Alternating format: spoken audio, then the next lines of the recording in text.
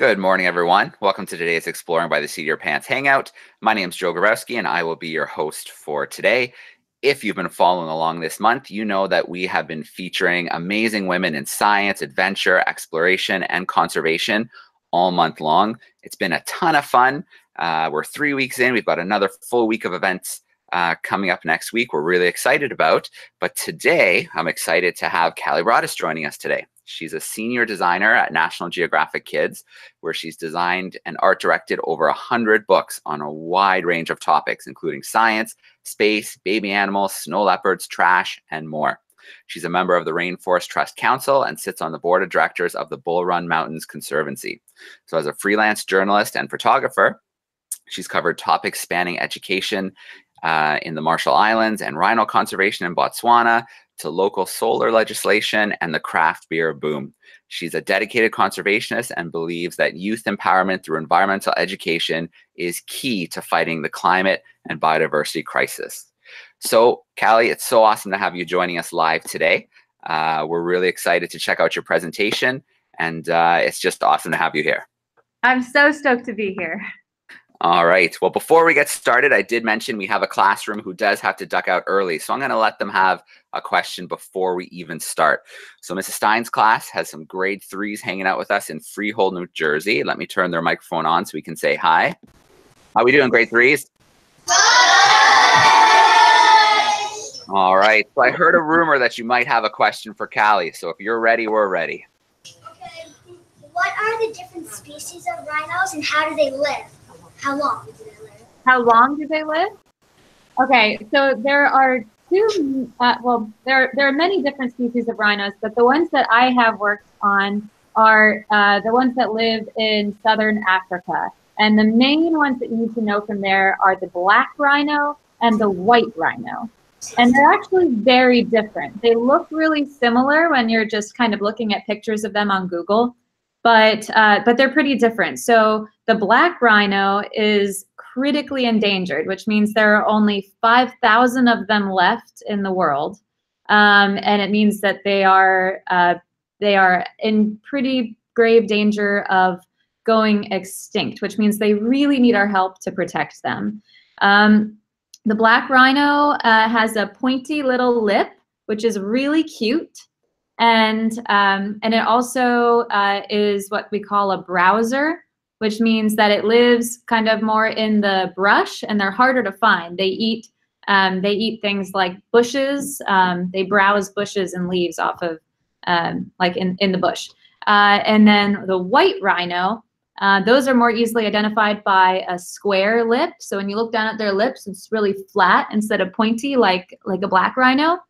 And those are what we call grazers. So they live out in the open plain and they graze on grass. They're also more social, so you tend to see more of them together, and that makes them easy targets for poaching. So even though there are 20,000 of them left estimated in the world, which means that they are not critically endangered, but they're endangered, they are actually being poached at a heavier rate because they're so easy to find. So those are actually the rhinos that I have gotten to photograph in South Africa and in Botswana. And those are the rhinos that I got to work with when I was telling the story of Rhinos Without Borders, which is a campaign that is moving heavily endangered rhinos from heavily endangered areas in South Africa, and they're putting them on a plane, like a big aircraft carrier that the government of Botswana is letting them use. And then they ship them all the way across the country border into Botswana, and they put them there in safe havens where they can live in the wild and breed and restore that population in Botswana.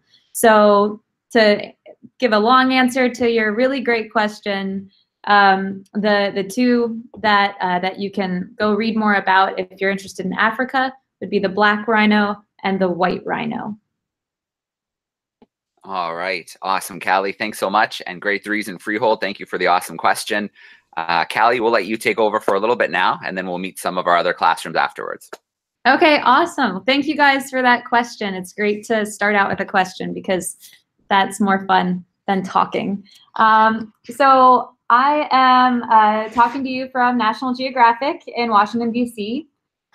This is where I work every day, and I am, as Joe said, a kids books designer. So I design books for kids like you, and I actually brought some of them with me. So you may have seen some of them. I designed books like this one, Just Joking.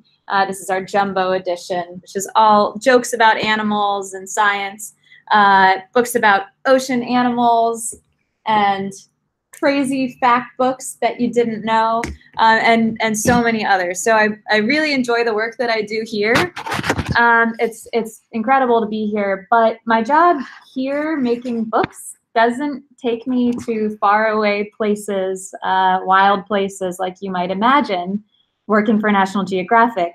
And I love to be outside. So that's why I spend my weekends and all of my vacation time working a second job as a photographer and a journalist. So it's a passion that has taken me all over the world, taking photos of amazing animals and learning to tell stories about how humans, how we are impacting the planet. So you've all heard of climate change, and you've probably heard of animal extinction, like we just talked about, with the rhinos. And those are two of the topics that I care about most, and I'll talk a little bit about those stories later. But before I get into that, I just want to step back and tell you how I got to be here.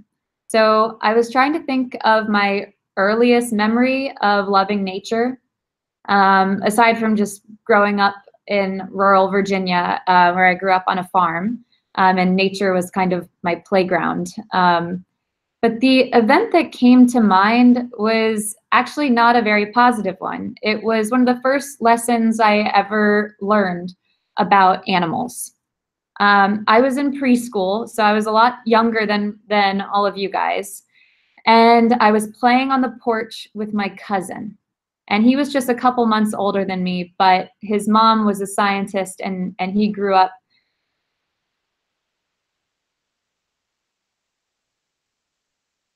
and when we looked over and noticed the ants, my immediate thought was, that's like a miniature game knowing of whack-a-mole. And so I ran over to the ants and I just started jumping on them, like just squashing as many as I could. And I thought it was so much fun. And my cousin didn't think that was funny at all. So he started to cry. And he cried and cried, and he asked me to stop. And I was just having way too much fun. It was just ants. So he ran to his mom and told on me. And my Aunt Lynn walked over, and she calmly told me to stop. Because she explained that those were living animals that I was stomping on, and they had just as much of a right to be there as I did. And it was one of those profound and memorable moments that, because of its simplicity, even to a 4-year-old kid, it had an impact on me. So it's the first time I can remember realizing that even if something is small enough to be beneath our feet, that doesn't mean that it should be beneath our notice. And these small animals have a really huge impact on the environment. And I have spent the rest of my life learning what that impact is and how important they are. So, I was about 4 when that happened, and moving on, I just totally became obsessed with nature. And by the time I was your age and I was in the 4th grade, I started a club called the Nature Nuts. And it was a really cool club. My name was Pistachio. We all had code names. And I actually brought my binder with me. I saved it, and it's huge. This is it. It's massive. And it is chock full of notes that I wrote where I had copied out facts from books like I design now about animals. And it is, I spent every recess and library hour and, all my weekends just thinking about how I could help save the planet. and save the animals that I cared about so much. So my friends and I started this club, and this is my notebook that I kept in this binder. And we even had a list of qualifications for becoming a nature nut in case anyone else wanted to join. And they included, you must be okay with touching slimy, gooey, or slippery animals, which seems reasonable. And we had a whole bunch of them, but most notably, never take part in destruction of the planet. So I, at that age, really cared about the health of the planet as a whole. We also wrote lists of infractions when our classmates didn't live up to those rules and those qualifications. So this is a list of infractions, and these people are still around today. And so, guys, sorry, I'm totally going to call you out here if you're listening. For example, Anna says wasps are ugly. Or how about Caitlin stepped on a spider and an ant on purpose, and she was happy about it. That was a big infraction. And Brennan bragged about tying a frog to a bottle rocket and blowing it up. So I had moved on a lot from my ant stomping days and was ready to call people out on the way they treated the environment. Maybe that wasn't the best way to do it, but it's what I had in 4th grade. So anyway, I never lost my love for nature. But growing up, I did find more things that I was interested in. The one thing that I never stopped doing was taking pictures.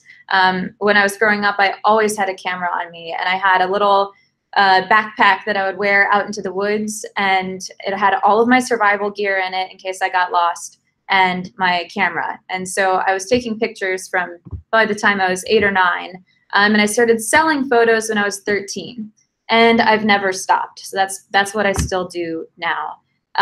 So eventually I wound up at the University of Virginia studying architecture, of all things.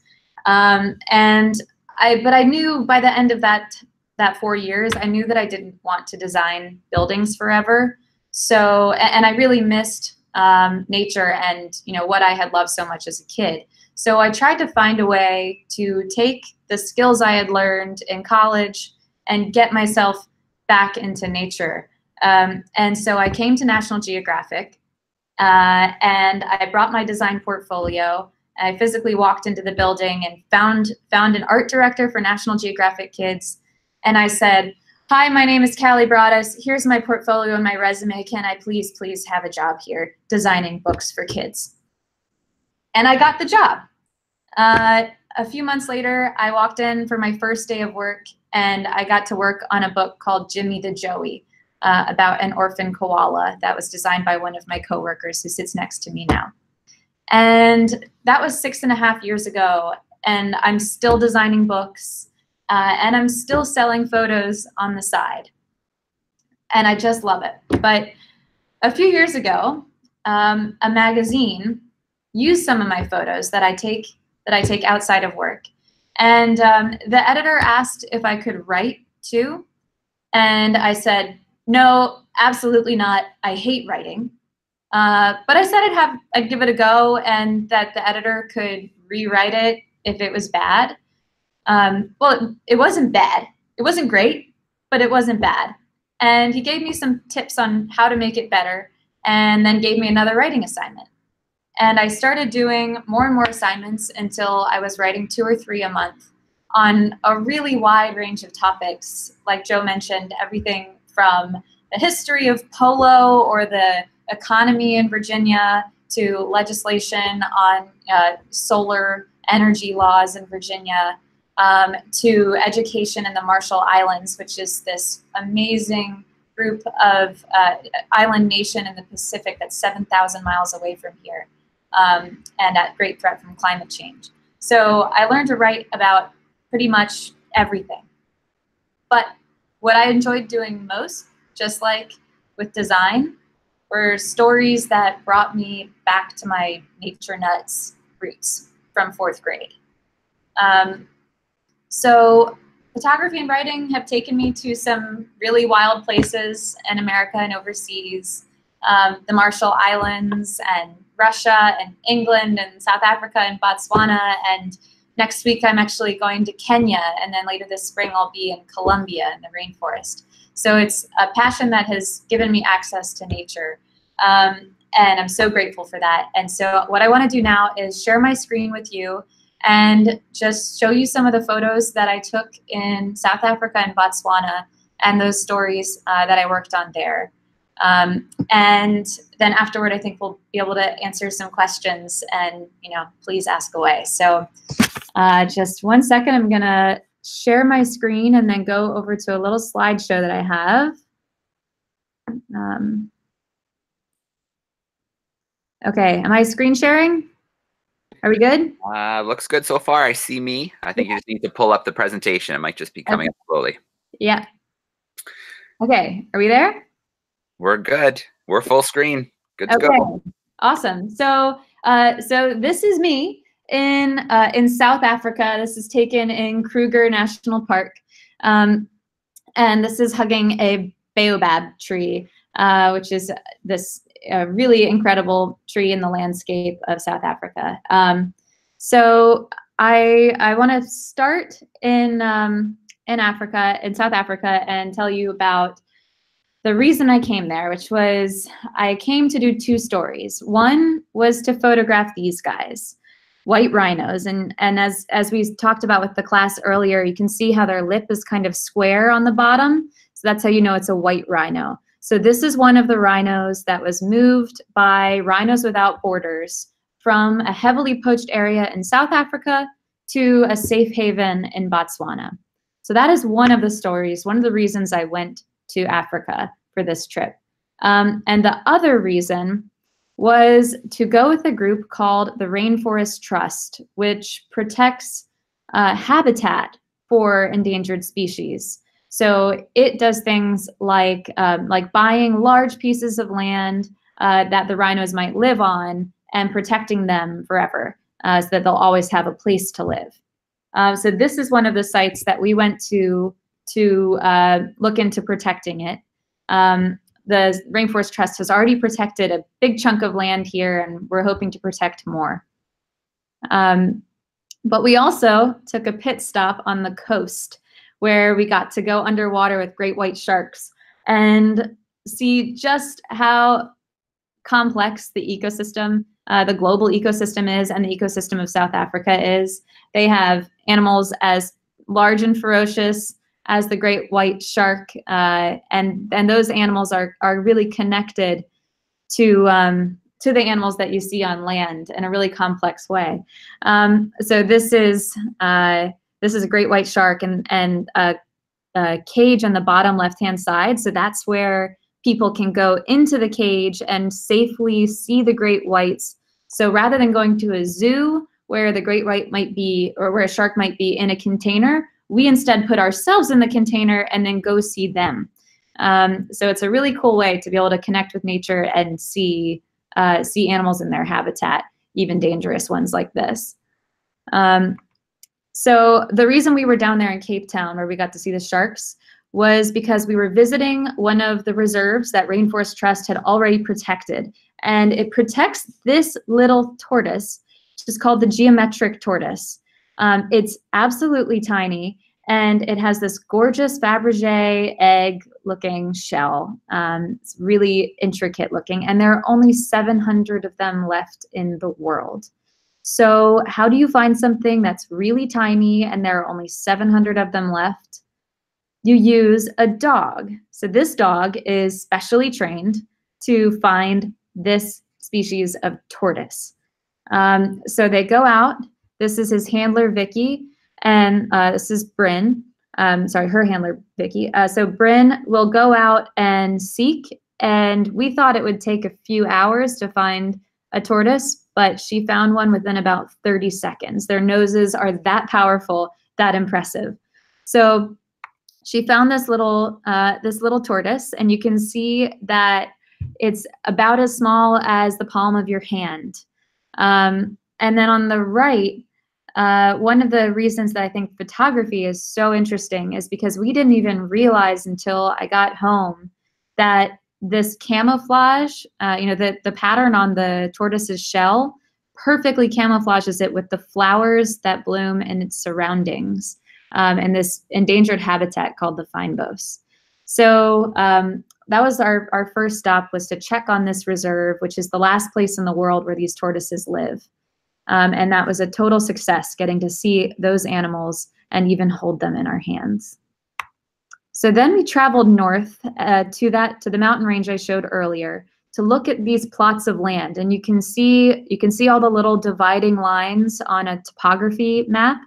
And those are plots that we've identified as areas that need protection. And they are areas that are home to endangered vultures, which left these feathers behind, and even endemic lizards. This is the Soutpinsburg flat lizard. Endemic means that it only lives in that spot and nowhere else in the world. They also have some of the more common animals, like the vervet monkey. If you look at the tops of the trees there, you'll see the monkeys. And these really cool antelope-like animals called kudus. These are young kudus, and they're looking at us just like we're looking at them. They also have the littlest animals. This is one of the little five. It's called the antlion. And you may have heard of the big five, which are the big, dangerous animals that hunters used to like to hunt, like lions and buffalo and elephants and rhinos and leopards. But this is one of the little five. So we got to see this little guy, which was really great. Again, I've tried to learn as much as I can about the little animals, just like the big and fuzzy ones. And then the big ones. So this region also has giraffes, and they are stunning. And you just can't believe how big they are until you drive up next to one and you see how tall their necks are. And to my surprise, we also found rhinos. So I knew I was going to be photographing rhinos later in my trip, but I didn't know I was going to get to see them earlier. So we got to photograph these really incredible white rhinos who are on sort of the opposite end of this problem, where the rhinos are poached heavily in South Africa and then moved to safe havens in Botswana. Many rhinos in South Africa are actually kept on private reserves by people who just want to protect them and enable tourists to come and visit them. So this rhino is on a private reserve, and I got to go out. That's me with my camera. I got to go out and photograph them, and on this reserve. And you can see this horn on this rhino had to have been 3 feet long. It was incredible to see an animal with its horn so intact and just so majestic. And this rhino, I think I forgot to say earlier, they live to around 45 years old, and this one is about that age. So we even got to see little babies. And so that was on a private reserve. And then we moved into Kruger National Park, which is where tourists can come and get into a safari vehicle like you see behind, and then get really close to nature because these animals are so habituated to seeing people. So the funny story, though, about this picture is that the car behind this lion had actually just died. So the car couldn't start. So if that lion had decided to investigate a little closer, they might have been in trouble. Luckily, they were safe, but we had to go help them start their car right after this image was taken. And as I said, you get really close to nature. So this was in my tent, and at my door, these little monkeys came up to investigate me. Say in Kruger National Park, which is on the east side of South Africa, they have everything from the elephant. They have a huge population of elephants, to the lion, and you get so close up to them, and they're so charismatic, to tiny little birds, and they cluster in enormous numbers. And this is just in the span of a couple days, and you can see so many animals in such a short span of time. So the last thing I wanted to say about that trip to South Africa was I learned the value of patience. So we were out looking for animals, and we saw this cluster of rocks, and our guide stopped and he said, there's a leopard that lives in those rocks, and if we wait long enough, she might come out. And if you look closely, you'll actually see her there in the middle of the crack. And we got a little bit closer, and there she was. She stared at us, and then she went back into her rock, into her den, where she had a 4-week-old cub, and she stayed there for a whole hour without moving. But we knew that if we waited long enough, we might get the chance to see her, and that's exactly what happened. She came out, and she got up onto this rock, and for 20 minutes, we sat there while she groomed herself and prepared to go out on a hunt. And she left, and we moved on to look for more animals. So this is the lilac-breasted roller. I'm just going to try to move quickly because I know we want to get to the to answer some questions. This is the zebra, of course. You got your lions with little cubs, and it was finally on the last day that we got to see these guys. And this was my farewell from South Africa as we were leaving. Got to watch these little siblings play for an hour, and it was really magical. So I hopped on a plane and trekked up to Botswana, leaving Rainforest Trust behind and coming to visit the great people at Rhinos Without Borders. And this is the little plane that you have to take to get into the bush because it's really remote. This is what Botswana looks like. So this is an area called the Okavango Delta, which is this incredible flooded plain that can be seen from space because the water that comes in from, rather than taking a river and putting it out in the ocean, this river just lets out into land and becomes this big flooded plain. So this is the Okavango Delta, and this is the larger region where Rhinos Without Borders is relocating those rhinos from South Africa. It is home to some of the world's most amazing and critically endangered species, like the wild dog, which you can see here. It looks like a hyena, but it's not. It is totally distantly related. It's not even related to domestic dogs. It branched off a long, long time ago in the evolutionary time scale. It's home to elephants. The largest population of elephants in the world goes through the Okavango Delta. And it's also home to 2 of National Geographic's explorers in residence. So these are 2 filmmakers, Beverly and Derek Jobert, and they are the pair that started the Rhinos Without Borders movement. So they worked with the Botswanan government, as well as a few other organizations to establish this program. And I got to go out and photograph them while they were making one of their films. They were filming lions and filming buffalo. So this is them in the field in Botswana. And sorry, this slide is out of place, but this is one of the other incredible animals that lives in Botswana, the caracal. And of course, lions. And I'm just going to move quickly through here because I think we're running out of time. This is the jackal, which quickly became one of my favorite animals there. So anyway, we're back to Derek and Beverly, who are there on the left. That's me in the middle. And then this is Sven Borkwin on the right, who heads the rhino monitoring program at Rhinos Without Borders. So he's in charge of all the people who protect the rhinos and go out there and safeguard them every day, these rhinos that have been moved. And these are 2 of the rhino monitors. So they grew up in local villages and were trained to be conservationists and to track these rhinos and know how to protect them. So they are watching out for these rhinos every single day, and they absolutely love it.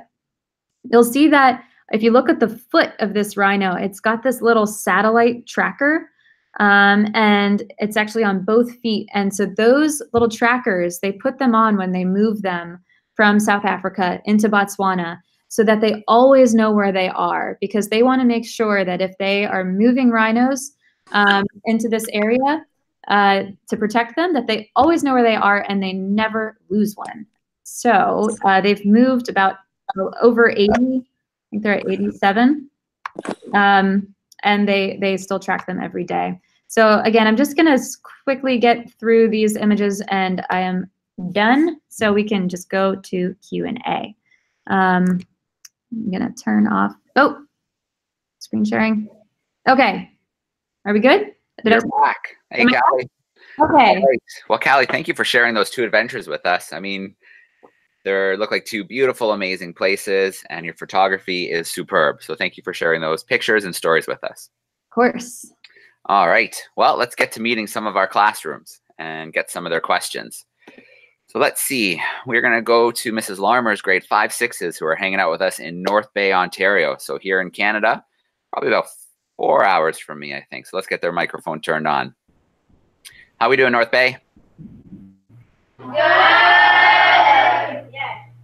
Hi. All right. Who's got a question? Anyone have a question? No James? one has a question. Evan? Okay, come over here, Evan. Evan, I have a question. How long have you been doing photography for? Since I was 8 or 9 years old, but I think I kind of was just having fun with it back then, which is what you're supposed to do.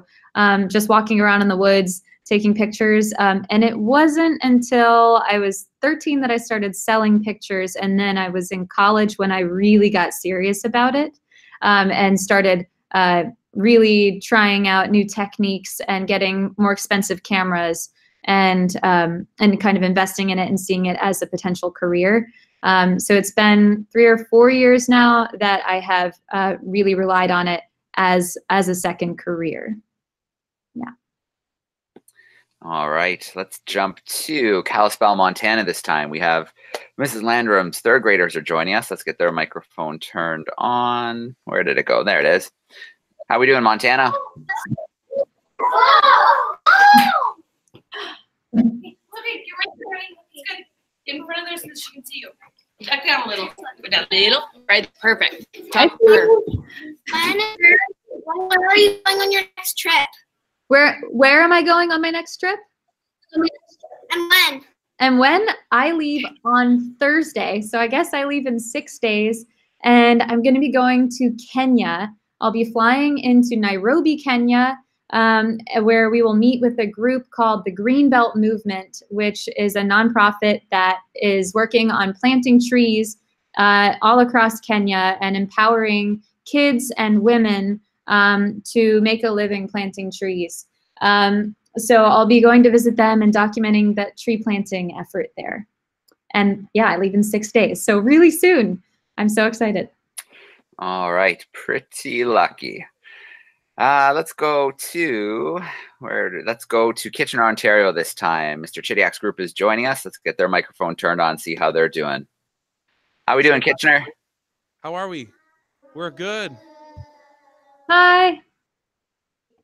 So our question is, what's the most dangerous situation you've ever been in as a photographer?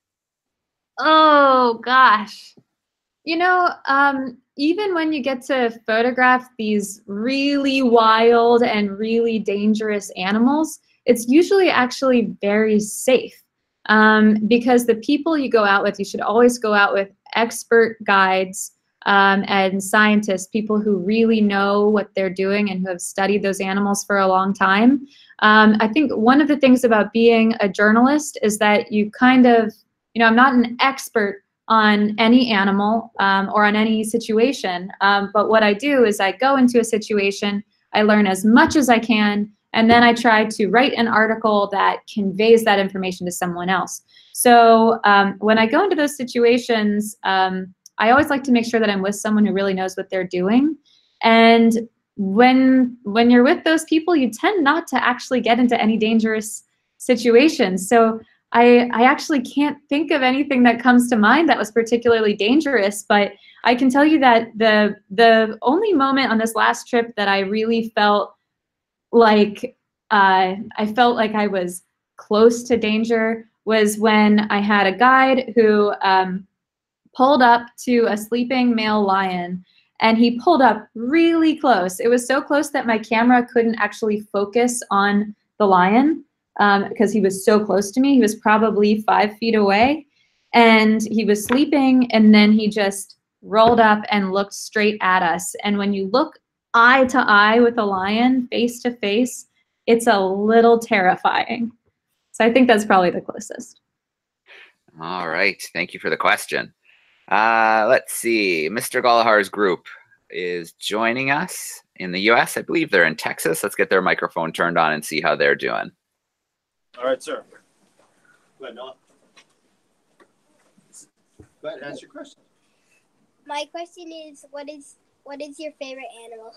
Oh gosh, that's such a hard question. Okay, I think it's probably the wild dog, which I showed you earlier, that really cool looking dog with the Mickey Mouse ears and the crazy black and brown and white coat. I think they're my favorite because they work really well as a family group. So normally in nature, when when an animal gets injured or is unable to properly hunt, that animal will usually lose the ability to breed or the right to breed, and it will usually die. But there have actually been confirmed studies of wild dogs where the family unit, which is led by an alpha pair, and they're the ones that get to breed, and then everyone else doesn't, where the female in the pack lost a leg. So normally that would be a death sentence, but instead of letting her die, the rest of the pack hunted for her and brought her food and helped her survive. And not only that, but she also got to keep being the breeding female in the group. So I think that's why I like wild dogs so much. All right, we're gonna jump to North Palm Beach, Florida. Mr. LeVogue had some grade 8s with him. I know it looks like a few of them had to leave, but let's check in and see if they have a question for us. Yeah, we do. We still have questions. Go ahead, Willow. What country would you like to visit that you have never been to, and why? Ooh, okay. Costa Rica. Costa Rica is one of the most biodiverse places in the world, and it's so close by. So it's actually fairly inexpensive as far as international travel goes. It's fairly inexpensive to get there, and it's one of the places where you can see the most venomous snakes and poisonous frogs and thousands of dolphins in a single pod and whales. I know it's just supposed to be one of the most animal-rich areas. So that's the place, and that's why. And I hope I get to go there this year. We'll see. Thanks for that question. All right, very cool. We are going to open it up because we do still have a few more minutes. So classrooms, if you do have another question, give me a big wave at the camera so I know to come to your classroom first. Oh, I see some waves. I do. That's the problem, is all the hands wave. So we got to go back. Let's start in Kalispell, Montana. Your microphone is on. All right, get down the logo one so they can see right there. Perfect. What was your favorite experience out in the wild? Oh my gosh. Okay, that's really hard. So I think one of the pictures that I actually kind of skipped over in my presentation was, you could barely see it, but there was a female lion and a cub that was about this big. And that experience was really special to me because I told you I learned about patience when we were waiting for the leopard. Well, this one really tried my patience even more. We had found this female lioness, and there were a couple other safari vehicles by her, and they all left because she was just sleeping and they were bored. And my guide said, no, this one is a mom. If we wait long enough, she might go find her cubs. And when they're that little, they keep them hidden. So we waited for probably an hour and a half with her just sleeping. And eventually she got up and she walked away for a drink of water, and then she came back and plowed through the bushes and found her cubs, and through a gap about like maybe 3 inches wide, I was able to zoom in with my camera and see that tiny, tiny cub as she was grooming 4 cubs in that bush. So it was a really intimate and special moment, and I think one of the ones that stood out to me from that trip to Botswana. All right, good question. We got to go back to Mr. Gallagher's class. I can see someone waiting patiently. So if you don't mind unmuting for me, Mr. Gallagher.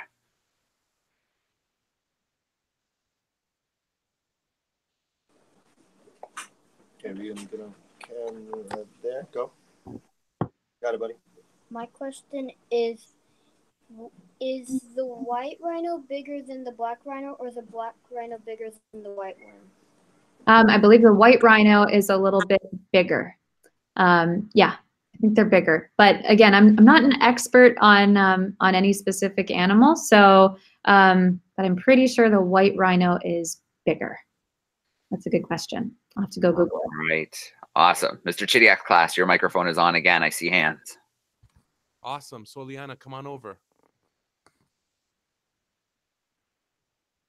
She's on her way. Thanks for being patient. Hi. Do you know a name of a white or black rhino? The name of one. Yes. Okay. You mean like the actual name?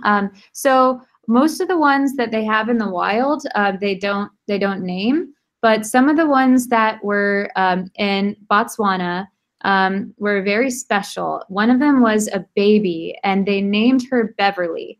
And they named her Beverly after Beverly Joubert, who is one of the filmmakers from National Geographic. And Beverly and Derek had a really serious accident where they were actually attacked by a buffalo and were really injured. And when it became clear that Beverly was going to be okay, this little rhino had just been born, and the rhino keepers came to her and they said, "We'd like to name this rhino after you." So I think that was really special. And that's the only rhino whose name I learned while I was in Botswana. That's a great question. All right. North Bay, Mrs. Larmer's class, your microphone is on again. My name is Fiona, and my question is, what was the hardest thing you've ever had to do while working for National Geographic? Ooh, oh gosh, while working for National Geographic. Well, sometimes my day-to-day job comes down to choosing between photos. Like, if I'm doing a book on baby wolves, it might be choosing between the photo of two cute wolves playing together or one that's looking straight into your eyes. And that doesn't sound hard at all, but sometimes it can be really hard. But to not actually answer your question, to answer it in a different way, the hardest thing I had to do on that trip was photograph a lion who had just killed a zebra. And we watched the zebra as it got taken down and then as it died, and it took a really long time. And I grew up riding horses, so watching that happen was so hard to see. It was really sad. And but I had to keep doing my job, so I had to keep taking pictures and make sure that I captured the moment. But it was so hard to watch, but it is part of the circle of life. So I guess there were lion cubs that didn't go hungry that day, but unfortunate day for the zebra. That was the hardest. All right. And since we hit every classroom, we'll visit Mr. LeVaux's group one more time in Florida and see if they have another question. Yes, yes, we did. We were curious, of the places that you've been to, where would you want to go again? Like, what just captivated you, and you would head off if you could tomorrow? Oh my gosh, I'm so glad you asked that. The Marshall Islands, hands down. Even though it's not exactly the place you go for wildlife on land, it is one of the most absolutely stunning island nations, and it has the kindest people. They welcome you like family. And I met so many people who were strangers 1 second, and then a split second later, they felt like family. And it's just the kind of island tradition that they have there, their way of life. And I think one of the reasons that I would want to go back right now is because it is a country that is under heavy, heavy threat from climate change. Its average elevation is only about 9 feet. I think the high point is a bridge that's maybe 14 feet off of ocean level. So they are really in a struggle to save their country right now. And it's a country where the population is over 50% kids.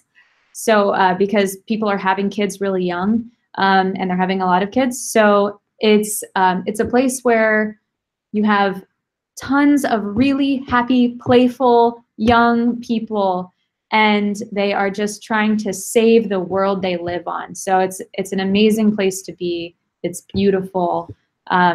and it's in danger. So that's where I want to go back. All right. Well, Callie, thank you so much for letting us steal some time out of your day today. Thank you for not only sharing the stories and the pictures, but for sharing a little bit of your growing up and how your passion for wildlife first started. I think it's important for students to see that a passion that starts when you're young can carry on through your whole life, and you can find a way to do what you love and what you're passionate about. And I don't want to know what the penalties were for those infractions that you listed, but I'm sure they were pretty stiff. But Callie, thank you so much. That was a lot of fun today. Thank you so much. That was awesome. All right. Well, the last thing I'll do is I will turn turn the microphones on. Classroom, if you want to get nice and loud and say goodbye and thank you to Callie. Bye, Callie. Sign off for today. So here we go. Nice and loud, classrooms.